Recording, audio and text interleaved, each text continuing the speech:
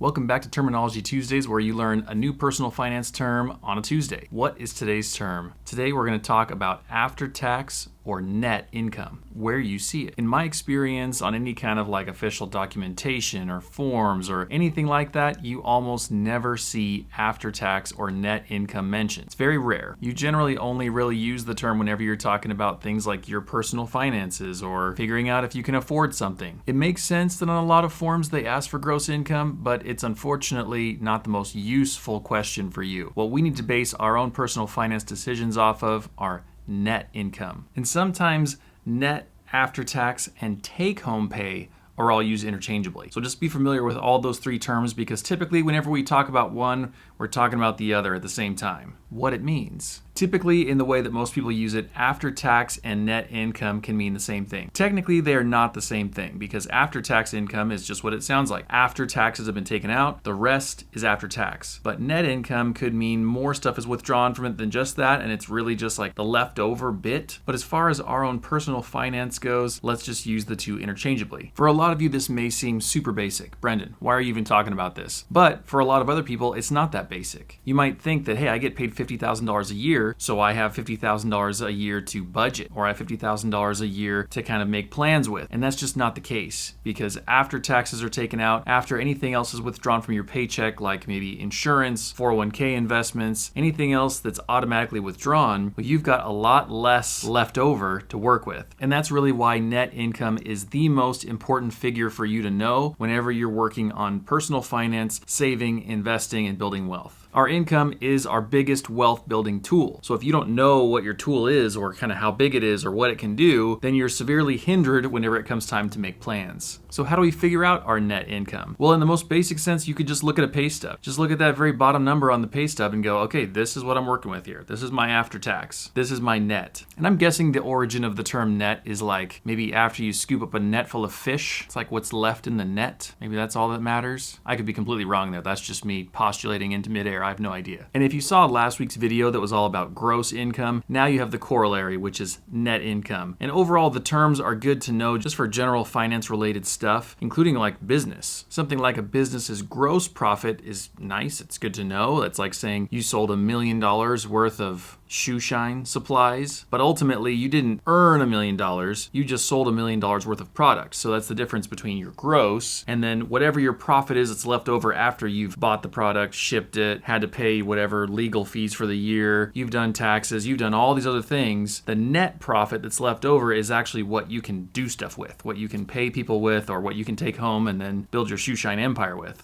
So these two are really good to know just in general. These are things like we have to know our left from our right. We have to know north, south, east, west. It's really good to know net versus gross. If you're getting started on your personal finance journey, you should use your net income as a starting place. This is what you should use to develop your budget. This is what you should use to figure out how much money you can invest every month. This is the baseline of everything personal finance. And while it's true that maybe you'll get a tax return, or maybe something else will change and your net income might change, this is the number to base everything with. Because if you go out on a limb and you're trying to guess based on your gross income how much you can spend or what you should do, or even things like how much mortgage you can buy, well, it kind of makes things fuzzy. I know a lot of common wisdom out there will say things like don't buy more than 35% of your gross income's worth of a mortgage. So every month your mortgage payment would be 35% or less of your gross income, which is all fine and good, and that's how the bank figures things out. But for me, I live with the real money that I'm actually given. I don't live with that gross figure because that's not reality. What's tangible reality is my net income. So I figure out all those kind of proportions based off of net income, and to me, that's a lot more helpful. That's pretty much everything I can think about when it comes to net income. If you can, try and use this in conversation so you can kind of cement the definition in your brain, or if you can, try and explain it to somebody else after you've watched this video, because teaching actually forces you to think about stuff a little bit deeper. So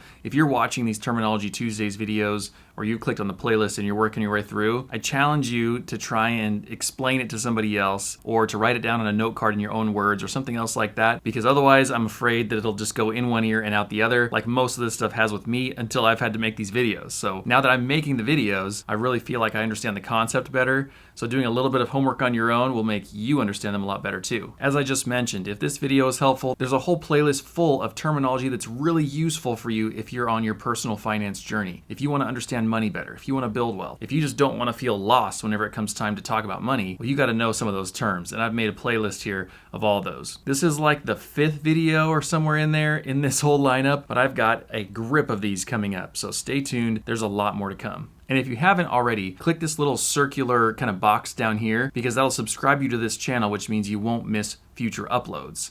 And for the record, whenever people are here on my channel, we don't turn on notifications. We don't have any extra beeping and buzzing and distractions in our pockets because ultimately we need to be focused on the things that are happening in our life right now and be present. So I encourage you to not turn on notifications, just subscribe and then catch the next video whenever you see it. Thanks so much for watching, and I'll see you later. Bye.